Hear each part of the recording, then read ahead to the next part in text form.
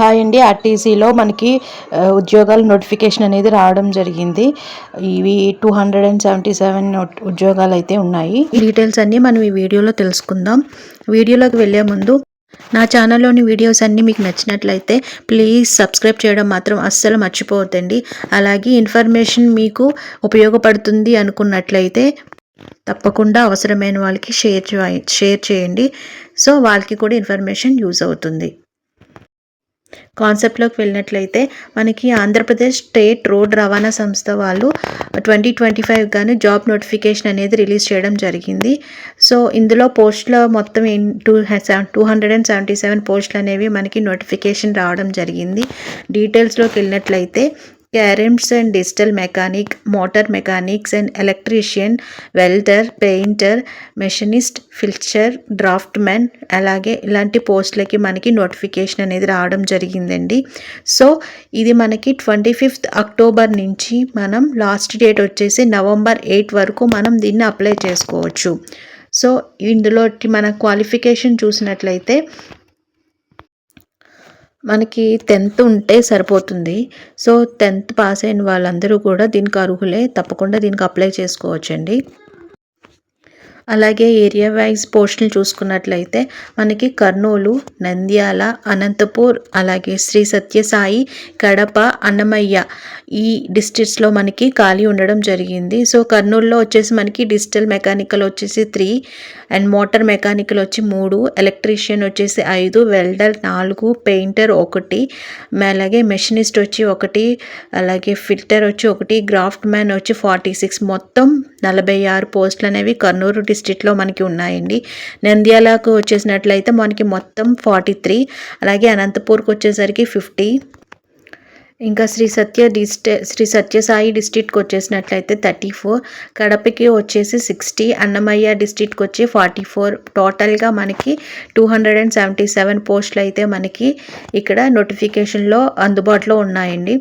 So ఇక్కడ educational క్వాలిఫికేషన్కి డీటెయిల్గా వచ్చినట్లయితే అప్లై చేసుకునే ప్రతి అభ్యర్థి కనీసం మినిమం 10th క్లాస్ పాస్ అయితే సరిపోతుందండి. సో అప్లై చేసే ప్రతి ఒక్కరూ కూడా 10th పాస్ అయిన వాళ్ళు ఎవరైనా సరే అప్లై చేసుకోవచ్చు.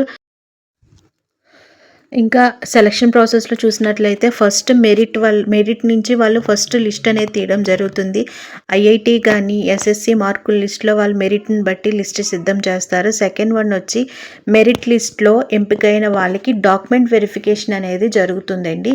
సో ఈ డాక్యుమెంట్ వెరిఫికేషన్ అలాగే మెరిట్ లిస్ట్ ని ఆధారం చేసుకొని క్వాలిఫై చేయడం జరుగుతుంది. థర్డ్ వన్ వచ్చేసి ఎలిజిబిలిటీ అండ్ వసతి ఇంకా ధృవీకరణ పత్రాల నుంచి ఫైనల్ రౌండ్ అనేది జరుగుతుంది. సో ఈ 3 ప్రాసెస్లో అభ్యర్థిని సెలెక్ట్ చేయడం అనేది వాళ్ళు చేయడం జరుగుతుంది.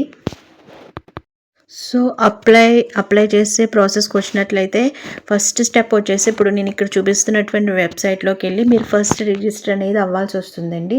సెకండ్ వన్ రిజిస్టర్ ప్రాసెస్ అనేది కంప్లీట్ అయిన తర్వాత మీకు ఆ రిజిస్టర్ నెంబర్ అనేది ఏబిఎన్ నెంబర్ అనేది ఇస్తారు. సో ఏఆర్ఎన్ నెంబర్ ఇస్తారు. ఆ నెంబర్ మీకు అనేది మెసేజ్ రూపంలో వస్తుంది. సో థర్డ్ స్టెప్కి వచ్చేసరికి ఏపీఎస్ఆర్టీసీ అప్లికేషన్ ఫామ్ అనేది ఆన్లైన్లో ఉంటుంది. సో అది ఫిల్ చేసిన తర్వాత అక్కడ నెంబర్ని యాడ్ చేసి మనం అది ఫిల్ చేయాల్సి వస్తుంది.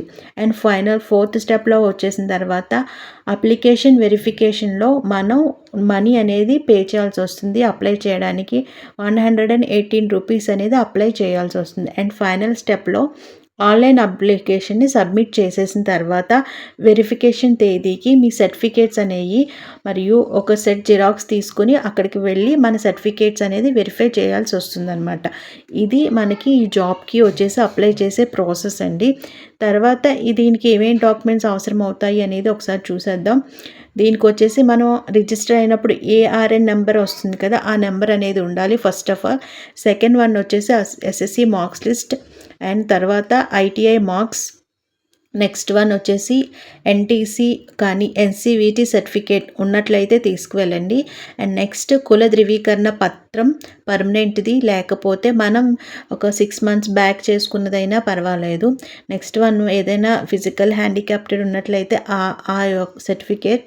నెక్స్ట్ ఎవరైనా ఎక్స్ సోల్జర్స్ పిల్లలు ఉన్నట్లయితే ఆ సర్టిఫికేట్. నెక్స్ట్ వన్ వచ్చేసి ఎన్సీసీలో ఇటువంటి ఏమైనా సర్టిఫికేట్స్ ఉన్నట్లయితే అది. అండ్ లాస్ట్ వన్ వచ్చేసి ఆధార్ కార్డ్. ఈ సర్టిఫికేట్స్ అన్నీ కూడా మనం అక్కడికి విత్ జిరాక్స్ కాపీతో మనం తీసుకువెళ్ళాల్సి వస్తుంది. సో ఎక్కడ మనకి వెరిఫై చేస్తారు అనేది వెళ్ళినట్లయితే మనకి వెరిఫికేషన్ చేయబడే స్థలం వచ్చేసి జోనల్ సిబ్బంది శిక్షణ కాలేజ్, ఏపీఎస్ఆర్టీసీ, బళ్ళారి చౌరస్తా, కర్నూలు. అండ్ వెరిఫికేషన్ డేట్స్ వచ్చేసి మనకి వాళ్ళ యొక్క మెరిట్ని బట్టి అది అనేది జరగడం జరుగుతుంది. అండ్ ఇంపార్టెంట్ డేట్స్ చూసుకున్నట్లయితే అప్లికేషన్ స్టార్టింగ్ డేట్ వచ్చేసి మనకి 25th అక్టోబర్ నుంచి స్టార్ట్ అయ్యి లాస్ట్ డేట్ వచ్చేసి మనకి November 8 వరకు మనం ఇది అప్లై చేసుకోవచ్చు. సో ఇది అండి జాబ్ యొక్క డీటెయిల్స్. ఈ వీడియో మీకు నచ్చినట్లయితే ప్లీజ్ సబ్స్క్రైబ్.